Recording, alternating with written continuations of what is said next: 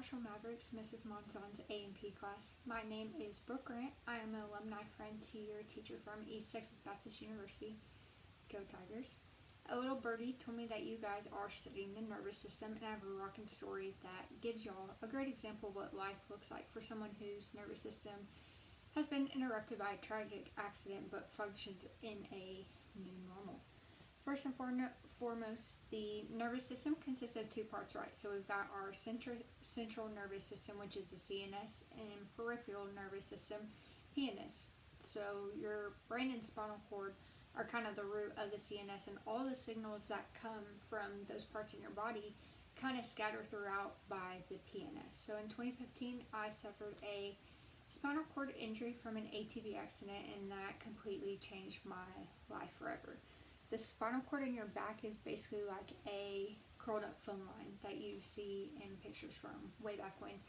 Basically, that communicates from your brain and your spinal cord, and your body kind of depends on when those two things are communicating well without any complications. So since I had a complete spinal cord injury, meaning that I completely severed my spinal cord, there's complete spinal cord injuries versus incomplete. So incomplete, there's likelihood of walking again, or that connection, that phone line, the signals can get through, whereas a complete one, nothing can get from brain all the way through the spinal cord to where it needs to go.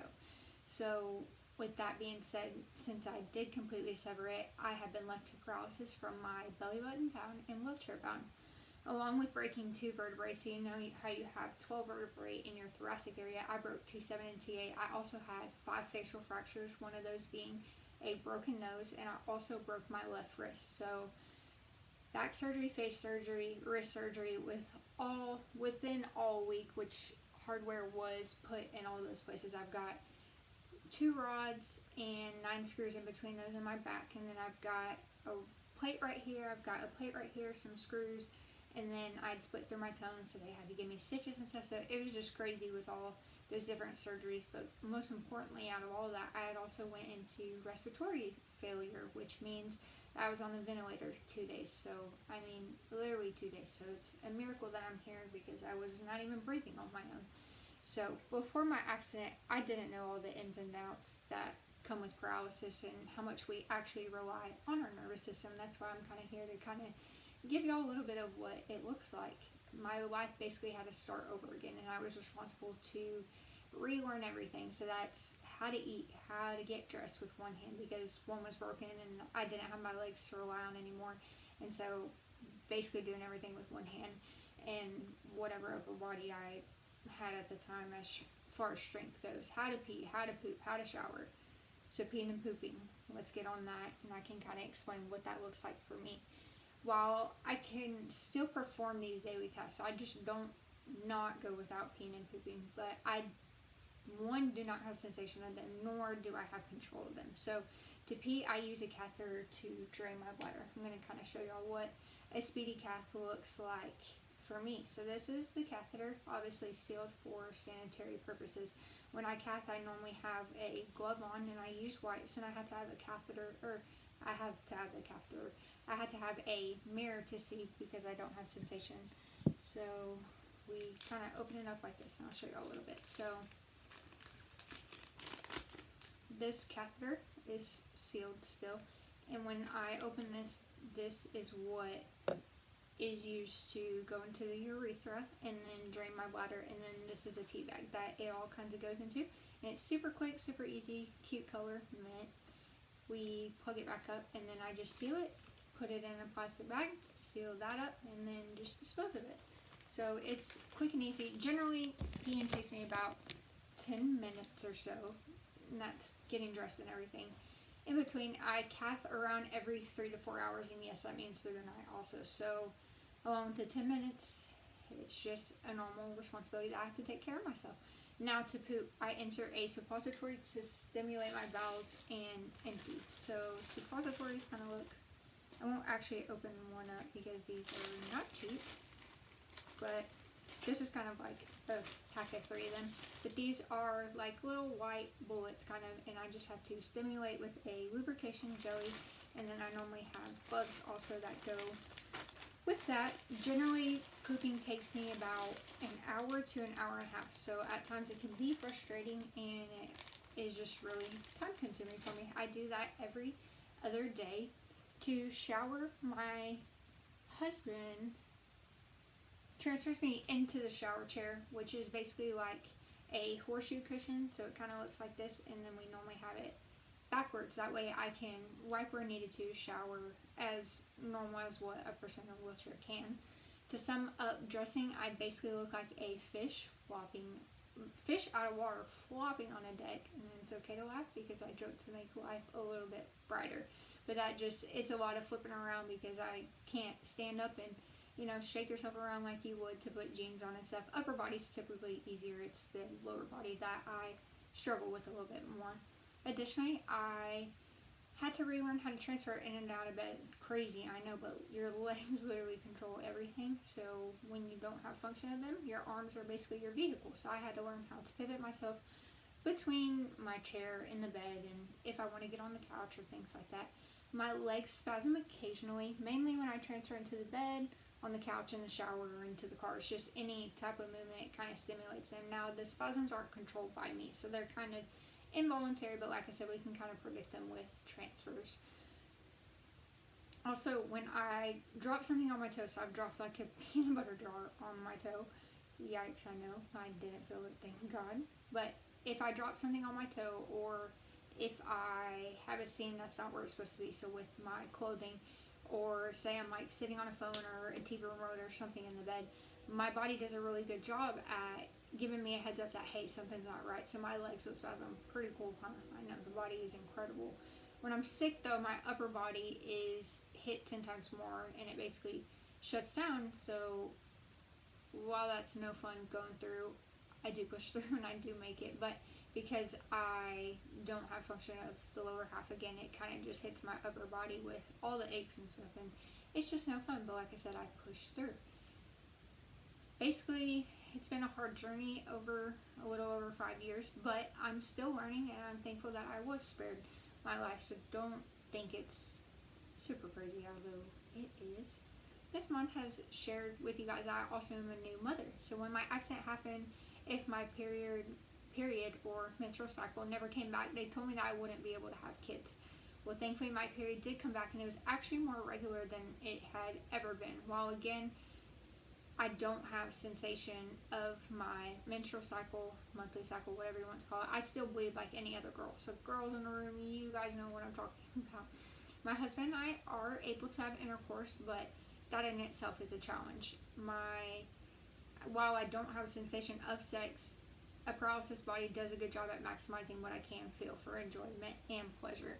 We conceived our son, and I went the whole 10 months of pregnancy, well, at least the day before my due date. But this pregnancy was literally a miracle for us, you guys.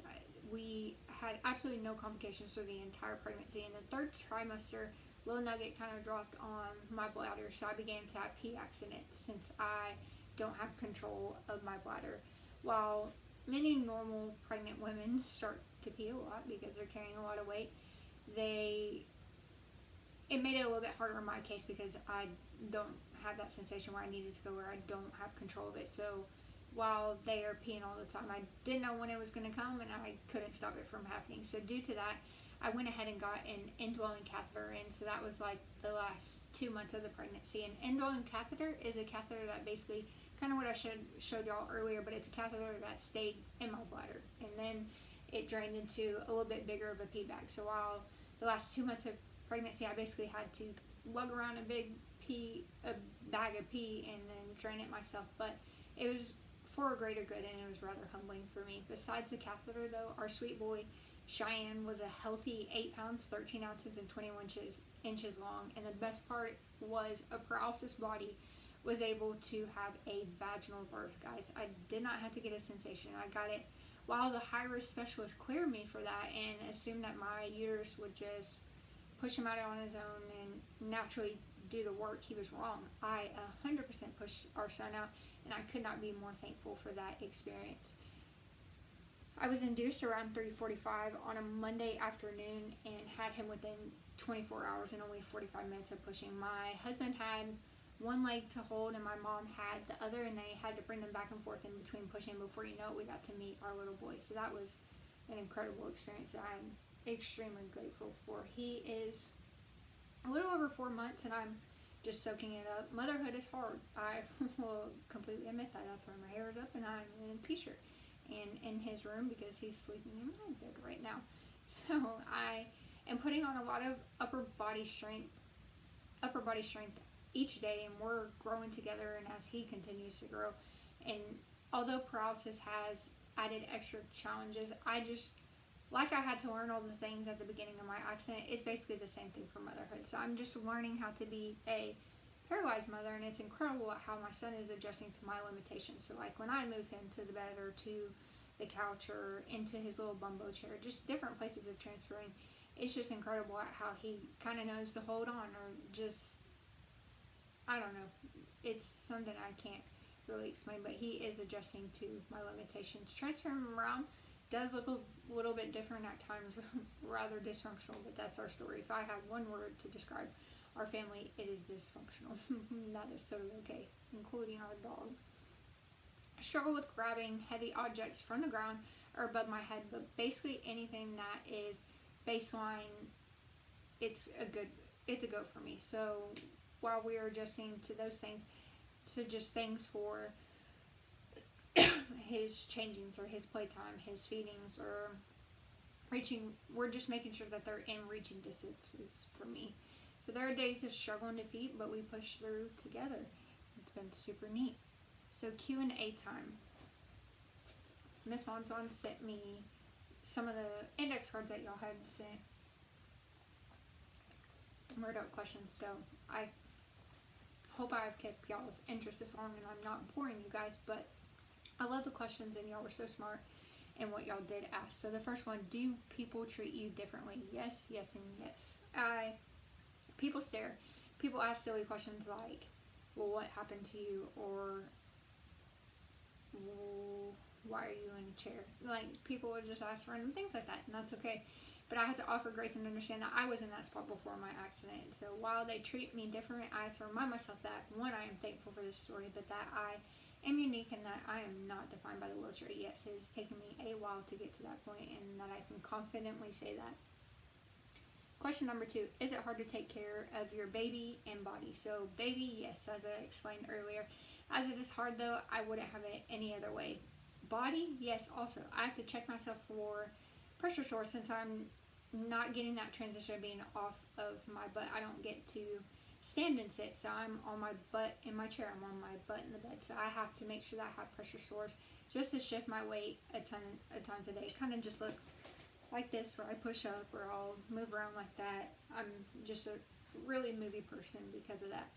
So question number 3, how was your pregnancy? Mentioned some of this earlier, but I experienced many of the symptoms normal pregnant women do. So I was nauseous, I was throwing up, I had cravings all the time, I was peeing all the time. So I was able to feel my little boy kick and move around in my belly. So that was so cool, because they were a little bit worried about that. With my stomach, I actually had more sensation in the pregnancy than I do on a normal basis. So that was really neat.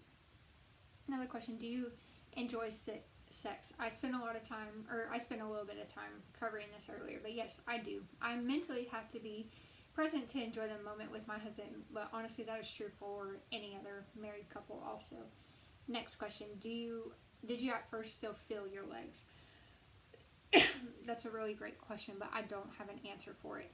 Your mind and body in a tragic accident like mine, I kind of explained, it protects you from pain and high intensity as much as it can. So I remember the morning of my accident, up to 30 minutes of it actually occurring, but the rest of it is a blur. So my cousin said that I tried to get up after 2 4-wheelers had collided, and I was ejected through the air to the ground, but I could not get up. So they said, yes, I did try to get up, but due to the instant injury, I was not able to get up. Another question, were you insecure when you became paralyzed? Absolutely, and I still am, to be honest. My body is different. I look different than most. My whole wardrobe has changed. I do things differently. My accident happened when I was 18 years old, and I'm now 22. So in the midst of all of that, not many 18-year-olds go through something like that. And now you don't really see many younger people like me, in a wheelchair, nor do you see many of them being parents. So due to those differences, I do become insecure, but my husband, family, and friends keep me grounded and just remind me of who I am and that I'm still the same Brookie that I was before my accident and living now. Another question, do you have dreams about feeling in your legs? I sure do. They are encouraging in the fact that even if I don't walk again on this earth, afterlife, I will walk again, and so I can rest in that. Yes, it's taken me a lot to get there. Also, I went through a season of depression for that those first 6 months. I was kind of busy with rehab and stuff like that, but around the 1.5-year mark, I was really hit hard, and I wanted to in my life, and I just had to be reminded that that is not the way to go, that there is more to this life. And so when I can focus on more about my daily life and what I'm doing now versus, oh, I want to walk today, when I had that shift in mindset, it's made life a little bit more easier to bear. Next question, how do you shower? Y'all heard about this earlier, the shower chair. Question, can you walk again with therapy treatment? My injury was a complete spinal cord sever, so repairs of that are nearly impossible according to doctors. I did a 1.5 months of inpatient rehab, so I stayed at the hospital and I had therapy from 8 to 5. I did pool therapy, I did speech therapy, I did recreational therapy, I did physical therapy, occupational therapy, all of the different therapies. I got my go with that. So I did a 1.5 months in that, and then I spent about 6 months of outpatient rehab, basically to build strength in the areas that still work. So AKA, it was arm day every day. There are treatments to consider, but cost a million. So I choose to enjoy life, like I said, and accept where I am now and accept the story that we have and utilize that. Next question, how did your pregnancy/labor feel? Did you have a different experience? Pregnancy got painful towards the end. My belly was stretched to the max, I felt like. Keep in mind, I only have half of me, so literally that half, it was massive. And so I was rather uncomfortable, which most pregnant women are. I was ready for a little nugget to be born.